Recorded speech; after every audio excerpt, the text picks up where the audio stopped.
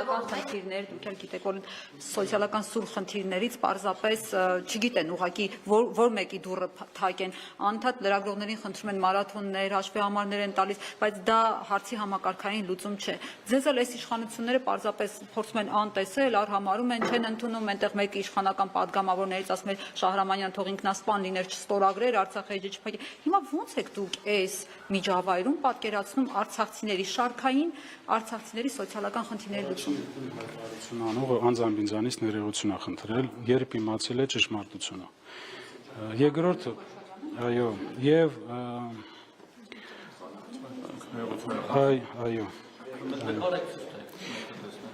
Ես չեմ ուզում դիսկուսիա վերացնենք, ուզում եմ ձեր հարցին պատասխանել, սոցիալական հարցի հետ կապված, այո, արցախցիները կանգնած են լուրջ սոցիալական հարցերի եւ բախվում են դրան։ Որ ասել Հայաստանի կառավարությունը ոչինչ չի ասում, դա սխալ կլինի, որովհետեւ լուրջ ֆինանսական միջոցներ են ուղղվում այդ ուղղությամբ, բայց դա բավարար չէ, որպեսզի արցախցիները արժանապատիվ կարողանան ինտեգրվել եւ շարունակել ապրել Հայաստանի Հանրապետությունը։ Ես նաեւ գիտեմ այդ հարցն էլ կառաջանա ձեր մոտ, արցախցիները իրենց համարում են Հայաստանի քաղաքացի, որովհետեւ իրենք ունեն համապատասխան